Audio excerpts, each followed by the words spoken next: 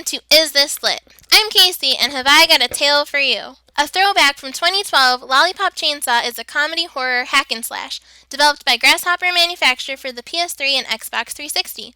It features the fabulous voice talent of my favorite voice actor, Tara Strong, in the leading role of Juliet Starling, a cheerleading, zombie-hunting valley girl excited to dive into her 18th birthday. The player controls Juliet as she pom-pom melees and chainsaw hacks through hordes of the undead, earning gold medals and rescuing classmates.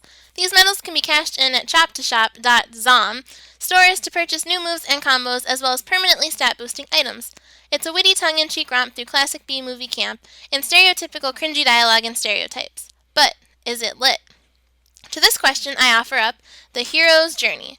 The hero's journey, also known as the monomyth, is a common template for a broad category of tales that involves a hero, or in this case, heroine, who undertakes an adventure and in a decisive moment of crisis clinches a victory and returns home transformed or changed to some degree. This hero myth pattern was studied and popularized by scholar/author Joseph Campbell, who was heavily influenced by Carl Jung's view of myth. In his 1949 work, The Hero with a Thousand Faces, Campbell describes the basic narrative pattern as follows. A hero ventures forth from the world of common day into a region of supernatural wonder.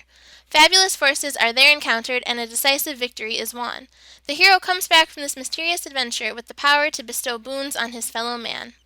While Campbell's hero's journey initially contained 17 separate phases under the three main headings of departure, initiation, and return, screenwriter Christopher Vogler has adapted this into a more manageable and actually less sexist 12-stage hero's journey.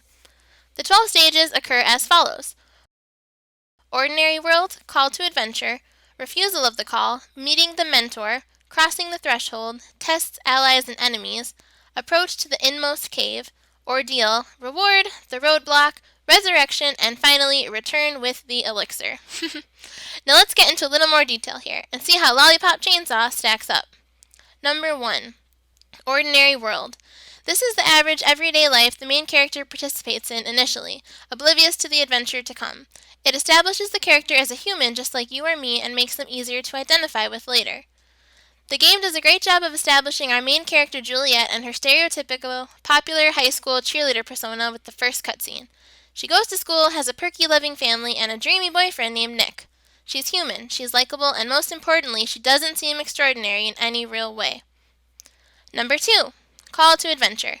This is the stage where the hero's adventure begins, where they receive a direct and crucial call to action, disrupting the comfort of their ordinary life in the ordinary world. Juliet Starling's call to adventure occurs when she rushes off to meet said dreamy boyfriend Nick, and is immediately faced with an onslaught of zombies. And one even, gasp, bites Nick! So of course, she has to decapitate him before the zombie poison spreads, and perform an ancient magical ritual on the head to keep him alive, like you do. Needless to say, the fact that her school is now overrun with the undead, she's going steady with a decapitated head, and most importantly, the fact that all of this is completely ruining her 18th birthday, spurs her to action. Number 3. Refusal of the call. This stage is pretty self-explanatory. The hero experiences doubt or fear, and must overcome these feelings if they are to ultimately be victorious. While Juliet doesn't really experience much self-doubt or fear, that girl has amazingly enviable self-confidence. She does initially refuse the call, because it's her birthday, for about 10 seconds. But still there, I'm counting it. Really, the true naysayer of this glorious, gory adventure is Nick. Having been reduced to a trendy clip-on belt accessory did not do wonders for either his self-esteem or his mood. He repeatedly makes it clear that he wants no part of this zombie escapade, but unfortunately for him, he has zero agency or legs. Number 4. Meeting the mentor. At this crucial turning point, the inexperienced hero needs guidance from a mentor figure, and will receive the insight, knowledge, or training that is required. Whatever the mentor provides will enable the hero to dispel the doubts and fears that plagues them, providing the determination and courage to truly begin their quest. Our mentor figure shows up in the form of Morikawa Sensei, a 77-year-old zombie hunter and women's panties enthusiast. While he doesn't stick around long, he does provide Juliet with vital information, like the fact that the mysterious antagonist has blasted a hole in the gate between Juliet's world and the rotten world, and a map. Number 5. Crossing the threshold. The hero is now ready to act upon the earlier call and begin the quest. They finally cross the threshold between the familiar and that which is not. Juliet is literally thrust across the threshold as she watches the game's goth antagonist Swan summon the deadly Dark Purveyors, 5 zombie bosses each based off of a genre of music. Her sensei is fatally injured, and the dark ritualistic scheme of the big bad commences. She must battle through several locations around town, defeat each Dark Purveyor, and restore order to her world. Number 6. Tests, allies, and enemies. Now that the hero is finally out of their comfort zone, they are bombarded with a difficult series of challenges and obstacles that will test their resolve and strength in various ways. Allies and enemies will appear, and the hero must skillfully navigate the minefield of who can be trusted and who can't. In addition to killer zombie boss battles, Juliet must chainsaw her way through a minion gauntlet leading up to each showdown. Sprinkled in are some timed sports-themed challenges, which I did not enjoy. No fault of the game design, though. Time challenges are just literally my least favorite thing in games, period. They stress me out. Anyways, Juliet also gains some allies in the form of her various zombie-fighting family members, and they supply her with some pretty sweet upgrades. Number 7. Approach to the inmost cave. This phase may represent an actual location wherein lies a terrible danger, or represent something less tangible such as coming face to face with an intense internal conflict, which up until now the hero has shied away from. The approach represents a brief moment of respite amid the chaos, and helps drive home the magnitude of the ordeal that awaits. This stage of the journey is represented in a cute cutscene where Juliet and Nick hold a tactical meeting with Juliet's family. They plan the final assault on the last Dark Purveyor, some bonding occurs, and our heroine prepares for the ultimate battle against darkness. Number 8. Ordeal. Then comes the actual ordeal. Whether a dangerous physical test or a deep psychological crisis, the hero must face it and survive, in order for the world in which the hero lives to continue to exist. It's heavy stuff. The hero must draw upon everything they have learned over the course of their journey and all their skills to overcome. Juliet faces the final, motorcycle-riding, Jerry Lewis-inspired Dark Purveyor, Lewis Legend, in one-on-one combat. It's quite the challenging fight, especially depending on the difficulty setting you're playing on, and it does indeed test everything you, as Juliet, have learned and skills you have acquired. Number 9. Reward. After surviving death and defeating the enemy, the hero emerges transformed and often with a prize for their efforts. The reward can come in many forms, such as a physical object of great power, secret knowledge, or even reconciliation with a loved one or ally.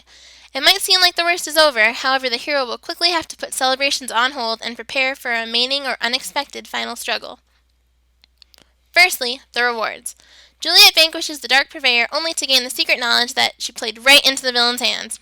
Swan reveals his backstory and motivations, as well as the crucial details of his plan. He intended for Juliet to vanquish all 5 of the Dark Purveyors, sacrificing them and combining their powers to form the ultimate rock and roll boss zombie, Killabilly. She also experiences a reconciliation with Nick and receives mysterious, mystic phone calls from her mentor Morikawa from beyond the grave. But of course, there's a final epic battle to be fought. Number 10. The Road Back. This stage represents a reverse echo of the call to adventure. The hero's journey isn't over yet, and they must make one final push to return to their ordinary world. Juliet makes one final push, backed by Nick and her family, and attacks the Elvis-inspired Killabilly.